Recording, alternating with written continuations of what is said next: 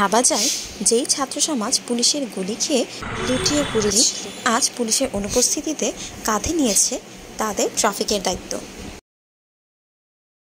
যারা প্রতিবাদের ভাষায় পুরো রাস্তা ভাস্কর্য দিয়ে ভরিয়ে নিয়েছিল, তারাই আজ এই রাস্তা নিজেদের হাতে পরিষ্কার করে সুন্দর সুন্দর কারুকার্য দিয়ে ভরিয়ে নিচ্ছে। তাই চলুন আমরা সাধারণ মানুষেরা এই ছাত্রদের পাশে দাঁড়াই, কারণ ছাত্ররা হেরে গেলে হেরে যাবে আমাদের দেশ, হেরে যাবে এই সমাজ, হেরে যাবে আমাদের রাষ্ট্র। হ্যালো ভিউয়ার্স, আসসালামু আলাইকুম। আমাদের আরেকটি নতুন পর্বে আপনাদের সকলকে স্বাগতম জানাচ্ছি। আশা করি সবাই ভালো আছে। আজকে আমি আমার ভিডিওতে আপনাদের দেখাতে চাই আমরা ছাত্ররা যেরকম প্রয়োজন পড়লে পুলিশের সামনে বুক পেতে দিয়ে অস্ত্র ধারণ করতে পারি, ঠিক তেমনি প্রয়োজন হলে পুলিশের সাথে দাঁড়িয়ে কাঁধে কাঁধ মিলিয়ে একই সাথে রাস্তার দায়িত্ব পালন করতে পারি। আপনারা রাস্তায় বের হলেই দেখতে পারবেন প্রত্যেকটি মোড়ে মোড়ে প্রতিটি রাস্তায় ছাত্ররা এসে ট্রাফিকের দায়িত্ব পালন করছে এবং তাদের সাথে এসে যোগ দিয়েছে পুলিশ বাহিনীও।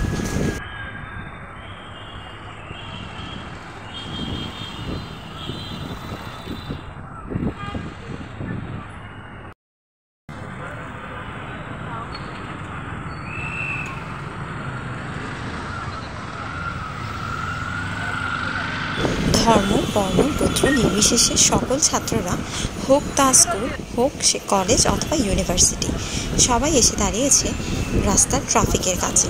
শুধু তাই নয়, তারা নিজেদের টাকা পয়সা খরচ করে রং কিনছে এবং আমাদের দেশের সুন্দর সুন্দর দেয়ালগুলোকে নিজেদের কারুকার্য দিয়ে ভরিয়ে তুলছে।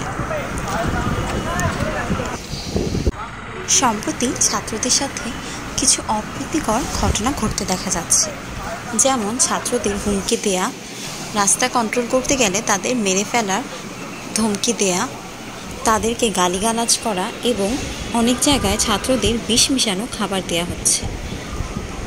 সাধারণ জনগণদের বলবো, তারা আপনারই ছেলে মেয়েদের মতো, তাদের হয়তো কোনো প্রশিক্ষণ নেই বা ট্রেনিং নেই, তাই তারা প্রপারলি না করতে পারলে সেটা আপনারা ক্ষমাসুন্দর দৃষ্টিতে দেখবেন এবং ছাত্রদের সাথে এই দেশের আইন শৃঙ্খলা রক্ষার্থে এগিয়ে আসবেন। আজ এখানেই শেষ করছি, দেখা হবে পরবর্তীতে কোনো এক ভিডিও নিয়ে। সবাই ভালো থাকবেন। আল্লাহ হাফেজ।